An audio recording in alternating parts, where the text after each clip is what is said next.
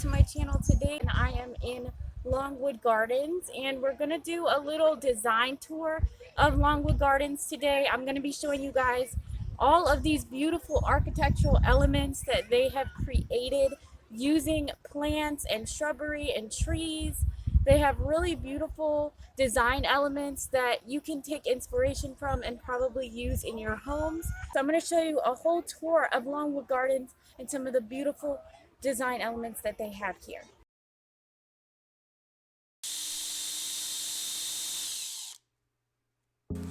This is the entryway before you even get into the park, and one of the things that caught my eye was how they created these nice clean lines with the branches of these trees against the wall. And in modern design these days, we do see a lot of clean lines, clean, crisp, straight lines. And one of the ways you can create this type of visual in your own homes is using shelving. Imagine stacking and laying out some shelving in the similar pattern in your home. Straight, clean lines and defined shapes are not only pleasing on the eye, but they can also add interest. So this is that garden that you guys saw me standing in front of in the intro of this video. And here they have carved out these beautiful shapes into trees, just ordinary trees. So imagine in our own homes the way that we use shape to add interest to something. So imagine a plate or a bowl that you have in your home that is a unique shape, or a piece of pottery, or a sculpture or something. Just having something in a unique shape can really add interest to that item. When I saw this piece, I immediately thought about a lantern, and I thought how most times when you buy or make a lantern, you'll make it into a square shape or a rectangular shape. Now I have seen in some stores where they've started to make lanterns into spherical shapes, so in a circular shape. And those naturally just tend to look a little bit more high-end just because they're in a unique shape. So one of the ways that you can make a lantern, or perhaps buy one in this particular shape, is by using a bird cage. I saw somebody doing something really nice with a bird cage recently, and bird cages are mostly metal. And so what if you took one of those bird cages, put a candle inside, maybe some greenery on the bottom and the base, and that would make a really pretty standout piece for your home. Another way that they've used clean lines and shapes to create visual interest is in the way that they've carved out the pathway in the lawn of the theater here. Now, there is a stage here where they sometimes put on shows, but around the stage they have lined it with trees that they've also carved into really nice, perfectly square shapes with nice clean lines.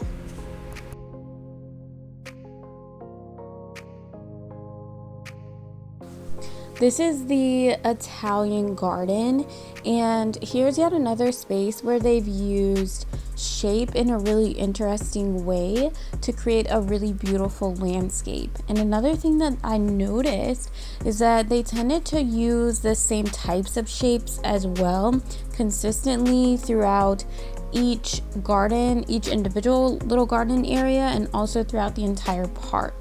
You want to take note of this for when you consider buying things for your own home, because the types of shapes that you're going to use is going to be dependent on the type of design style that you have. So if you have a more modern or mid-century modern style, then you're going to want to use straight, clean lines, squares, rectangles, sharp tapered triangular legs, and things like that. But if you have a more farmhouse style or shabby chic, then you want to use those curved edges, those arches, those circular shapes, and you want to incorporate those same shapes consistently throughout your home as well to create a more cohesive design and to create something that's a little bit more aesthetically pleasing. Because repetition is the next thing that I really want to talk about. They used arches repetitively throughout the park, and even creating arches out of their water features, like in this water show that you see here. And they've also incorporated the idea of repetition throughout the park, using their arches most specifically. So repetition is something that you can incorporate in your own homes in a small scale and also in a large scale.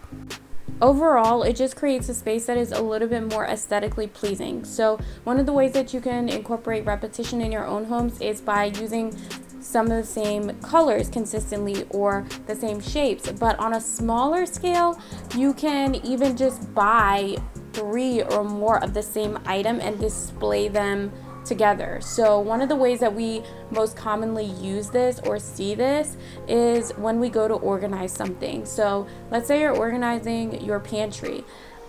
We all know that bins and baskets help to keep us more organized, but what really looks nicer if you're organizing a space is to use the same type of bin, the same color baskets, or the same exact containers.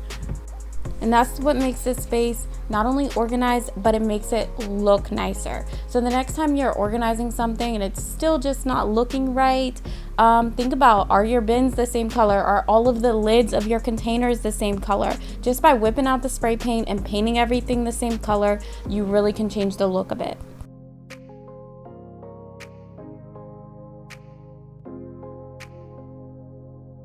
Another way that they used repetition throughout was this idea of the tiered tray or these tiered displays. Now, tiered trays are pretty popular in farmhouse decor, but they've really elevated that idea with their tiered trays by incorporating them in different shapes, but also on a larger scale. So they've played with this idea that bigger is better. When we think of something that is bigger, we automatically think higher end or more expensive. So like big screen TVs, higher ceilings, a longer dining room tables, and things like that. So that's one of the ways that in your home, if you want to create something that looks a little bit more high end, if you have the space, do it on a larger scale. So even if you have the supplies and you can create this tiered display in your own backyard or even inside, one of the things that I did in my own yard was I put 2 of the same outdoor dining table next to each other to create this idea of this extra long table. So that's something that you can. And that idea of having more than one of the same item just goes along with that idea of repetition, which is why I wanted to incorporate this photo from their organ room. It gave me the idea of maybe having those extra large PVC pipes, maybe line those up in a similar pattern on a wall or a fence in your backyard, and having some plants drape out. That's what this picture kind of inspired me. I was also really inspired by their use of the hanging plants. Now, most people will hang plants like these by a window or in the corner of their room. And I love that not only did they use more than one hanging plant in each room, but they hang them more towards the center of the room. So they hung more like chandeliers almost, and it created a real focal point in those spaces. So imagine in our own homes, if instead of hanging the plants in the corner of the room or by the windows, consider if you might want to hang your hanging plants over your coffee table or maybe over your kitchen island in between the pendants. If you have a enclosed porch or a pergola, you may want to hang some hanging plants over the seating area or over the dining area if you have maybe a little dining space under your pergola outdoors. Indoors, if you don't want to use a real hanging plant, then consider a faux plant that you can hang over your coffee table or something like that. I just thought that was a really beautiful idea to hang them more towards the center of the room. Hanging these plants towards the center not only draws your eye up, but it will also create a focal point in that area of the room.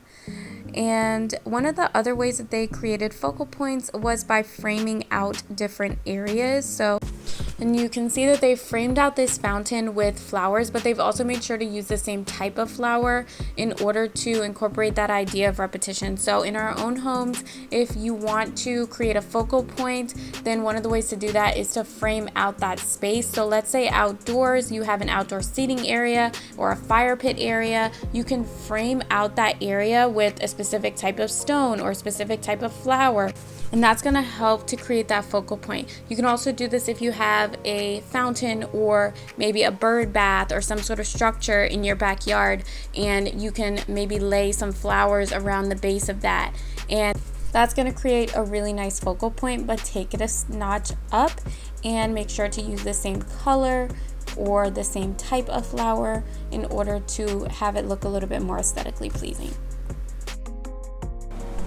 So finally, I really want to touch on texture. I want to talk about how Longwood Gardens was able to design with nature and within nature. So I'll talk about those things in a minute. Now, this was just, they did really beautiful things with trees, and I mean raw tree trunks and raw tree branches. For example, here you can see they just took a tree trunk and carved out seating. Now, this may have been a fallen tree or something like that, and they just laid it out in this seating area that they created using this tree trunk that's got carved out seating, and then also some stumps that you'll see later on that they made little chairs out of. And imagine in your own backyard, let's say some people that have really wooded areas in their backyards, if you happen to have a tree that you have to cut down or that has fallen, think of ways that you can reuse the parts of those trees. Like, it's not just good for firewood. You can create an entire fire pit area just using chopped up pieces from that tree trunk if you have a fallen tree. So just think of that and consider that if you have a backyard that has a lot of trees. So right above that seating area, there is this little tree house. Now, I'll put the name of this exhibit on here somewhere, but the thing that caught my eye first about this was what they did with the rail here. So they've taken tree branch, just a raw tree branch, and ran it across the entire top of the rail.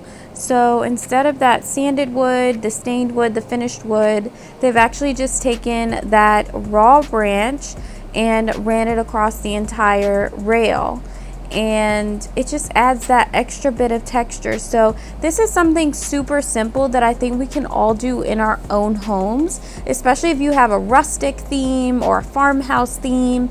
How easy would it be to just take a raw branch, if you have a yard, if you have a lot of trees in your backyard, take a large branch, and if you need a stair rail, you can probably create a little stair rail with a tree branch.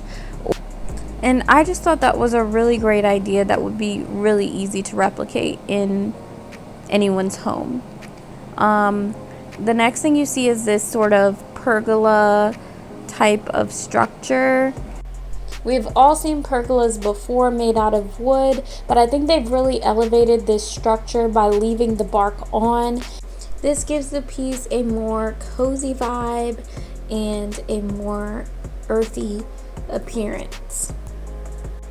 Texture, especially natural textures, are a great way to add coziness to our spaces. So especially if you're working with a color scheme that is limited or a singular color scheme, so like an all white room, the best way to make that space feel a little cozier is to add in texture. So you want to use things that have a lot of ridges, a lot of quilting, a lot of weaving, some baskets, and things like that actually help to add interest to the room as well.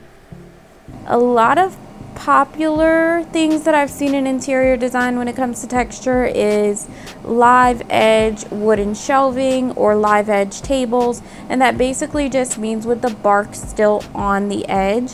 That just adds a little bit of texture. Another thing that you can do if you want to bring nature into your home or decorate with nature or add a little bit of texture to your design is to create artwork or to create sculptural pieces using raw materials or nature. So they've created this moss wall, and I actually did a similar art piece using just moss from the Dollar Tree and some scrap wood that I had put together. There's actually tons on Pinterest where people have done their own renditions of this artwork and displayed them in their homes. I've also seen people make sculptures out of driftwood and display them in their houses, and it looks like really expensive artwork, but it's actually just a lot of times branches or leaves or something that you found laying around in your backyard. Speaking of decorating with and within nature, this tree house is built right within the trees, and it's actually just an empty house, but it's special because of how much texture and detail that they put into the actual foundation of it. And the first thing that caught my eye was the lattice detailing on the windows. We often get really creative when it comes to our walls and get really boring when it comes to our windows and forget what the possibilities are for window treatments. So something like this lattice detail you can actually create pretty easily in your own home, especially with the window that you don't want anyone looking through. So for example, if you have a front door with the two long rectangular windows on either side, you can actually tape off the window in this lattice detailing and then spray paint the untaped section with some frosted glass spray paint. Another way that you can do frosted glass or any other type of window detail on your windows is with the peel and stick window film. They sell them online and they sell them at a lot of local hardware stores. And basically you can get them in a variety of different patterns: frosted glass, stained glass, and then some other fun patterns and colors as well. I've actually used them on a few windows in my house, especially on bathroom windows. I've used it on my the window on my front porch. I've also used the stained glass peel and stick on my porch as well. And those things are super easy to install. You just need water and the window film. Now, here's a closer look at the texture that was used throughout this tree house. And this particular hammered wood or scraped wood texture was actually used in the walls, in the posts, and in some of the sculptures that were displayed throughout this house. So I thought that was really beautiful. We most commonly see this in home decor and home design in either like a scraped hardwood, hand scraped hardwood floor, or a hammered copper or hammered metal of some sort. And I thought that was just really beautiful, and I wanted to kind of show a closer look of that detail. This is a plant called a staghorn fern, and from far away I actually thought that that textured base was a plant pot and that it just had leaves sticking out of it, but actually that textured knotted base is a part of the plant. But it gave me an idea.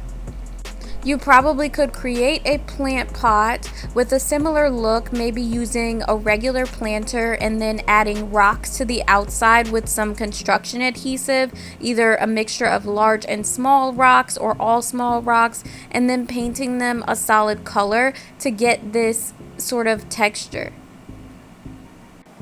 And that's just an example of how we can not only use nature in our homes, but also take inspiration from nature. Before I end the video, I wanted to just throw in some honorable mentions from the gift shop, because even the gift shop was loaded with inspiration. I really loved how they used a ladder to create the seat of this bench, and I also really liked how they just incorporated the moss underneath the top of the table, so looking through it just kind of looks like grass underneath. I also love the idea of using the wooden base for the cloche, because this is something simple that we can even do in our own homes. And I love the shape of this cutting board. So that's pretty much the end of this video. Thank you so much for watching. If you were inspired by this, then please be sure to leave a like. That really helps other people to be able to see this video, and you can share this with anyone that you might think might be inspired by this. Also, let me know in the comments what you were inspired by the most, and also let me know if you have been to Longwood Gardens, if you have been there recently, or what year or what season that you went. Did you go during Christmas time? The last time I went before this was actually during Christmas time, and it was really beautiful. And I also want to take this opportunity to thank all of my new subscribers. I'm so happy to have all of you guys along on this journey with me. So thank you so much for joining me as I make stuff up as I go along. But seriously, if you're interested in DIY home decor and home improvement on a budget, then please be sure to subscribe, because I really appreciate it, and I absolutely am so thankful for all of you guys coming along with me on this journey.